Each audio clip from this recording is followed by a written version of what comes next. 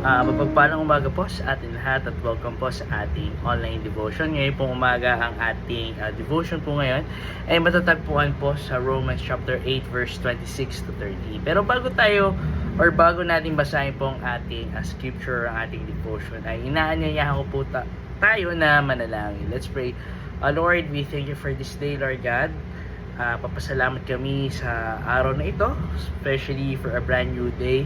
Alam po namin kahit pagod kami for this week or pagod kami kahapon, ay naway bigyan niyo po kami ng lakas sa araw pong ito. Alam po namin madami man po kami problema aming kinakaharap, pero alam po namin through your words we will gain some wisdom, Panginoon, and strength, Panginoon, sa aming mga buhay, O Lord God. Lord, sa gabing ito, sa umaga pong ito, pangunahan niyo po kami ng inyong banal na Espiritu, O Lord God. This we pray in the mighty name of Jesus Christ. Amen. Amen.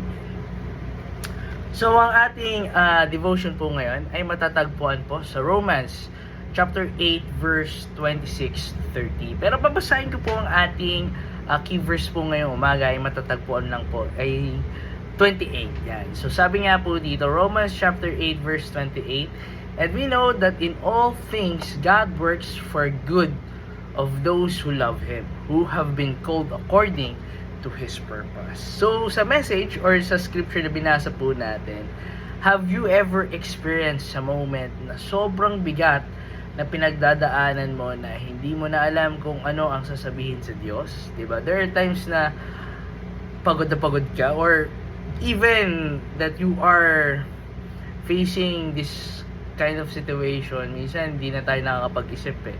Minsan hindi na natin natatanong Panginoon or even to our family, 'di ba? Minsan may mga struggles tayo na disappointment, sickness, family problems, or unanswered prayer, 'di ba, na parang wala ka ng tamang words para manalangin, 'di ba? Minsan natatameme ka na or natatameme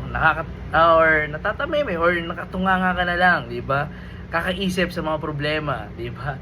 That is exactly why Romans chapter 8 verse 26, 'di ba? Or if you're going to read the scripture for today, 26 to 30, Romans 8 chapter 26 to 30, ang sabi ka kasi dun sa 26, kung babasahin po natin ng buo, it's so comforting. Sinabi kasi rito, the Holy Spirit help us in our weakness. Diba? Kapag hindi natin alam kung ano ang dapat panalangin, ang Espiritu Santo mismo ang namamagitan para sa atin according to God's will. Diba? Hindi kailangan ang magagandang salita para marinig ang Diyos, diba?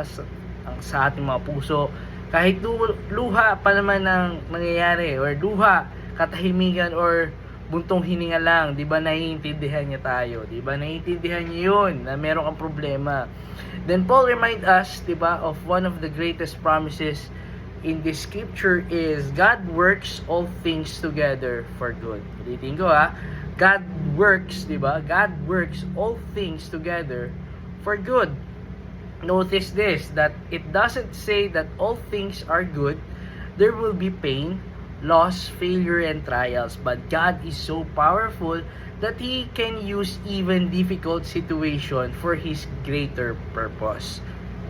Ito sometimes kasi we don't immediately see what God is doing Habang nasa gitna tayo ng pagsubok, parang walang direksyon ang lahat. But later on, 'di ba, makikita natin kung paano ginagamit po ng Diyos ang mga experiences na 'yon, 'di ba? Upang palakasin ang ating faith or i-shape ang ating character or ilapit tayo sa kanya, 'di ba? Pero if we're going to read, babasahin natin ang verse 29 to 30. Dito kung nababasa mo 'yon, if you have time, 'di ba? It also remind us that God ultimate goal is not simply to make us comfortable. His goal is to make us more like Jesus, 'di ba? Every challenge, 'di ba? Every victory and every season of our life can become a part of God's process, 'di ba? Of transforming us into an image of Christ. So tanda po natin, so whenever life feels confusing, remember, the Holy Spirit is praying with you and for you. Pangalawa is God is still in control. Pangatlo, your struggles are not wasted. And pang-apat, God has a purpose even when you cannot see it yet. So what we've learned, 'di ba, from the lesson, 'di ba, kung sa apat na binasa po natin, the Holy Spirit help us when we are weak, Yes, kasi hindi natin kailangan maging perfect sa prayer. 'Di ba? Sabihin natin, ang ganda naman ng prayer mo. No, it's not, 'di ba? Kaya mo din yung ginagawa nila, 'di ba? Yung prayer mo, actually, yung prayer na out of nowhere, it's genuine, 'di ba? Genuine, 'di ba? Genuine yun sa ating Panginoon. Mas gusto niya na sa prayer is yung tapat ka, kung ano yung nasa loobin mo, yun na yun, 'di po ba? Pangalawa, God understand our heart. Alam niya ang ating tunay na nararamdaman kahit hindi natin yun nasasabi. Kilala ka niya ng buong puso, di ba? Pag-iisip mo. And also, He knows what character na meron ka, di ba? Pangatlo po, God is working behind the scene, di ba? Kahit hindi natin nakikita, may ginagawa siyang mabuti sa ating mga buhay. Kaya tandaan po natin na God is working behind the scene na kahit hindi natin siya nakikita, meron siyang ginagawa sa ating buhay, 'di ba? Sa ating buhay.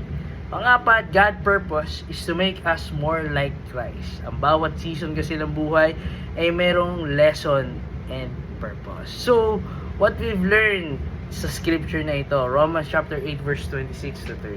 It remind us, for me, it remind us that we are never alone on our struggles, 'di ba? The Holy Spirit help us to pray.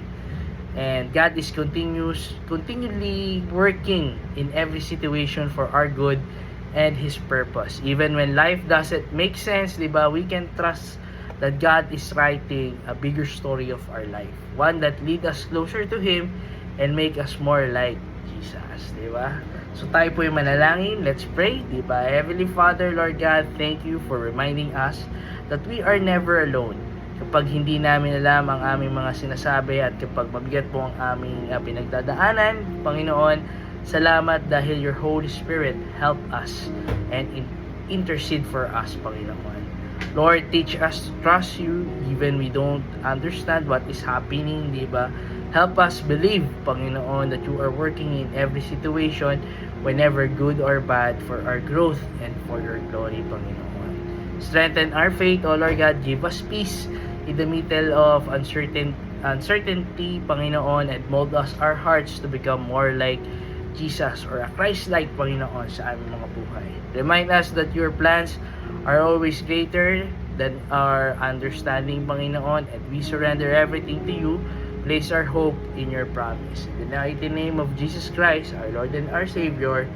Amen at Amen. Muli po, magandang umaga po sa atin, and God bless us all.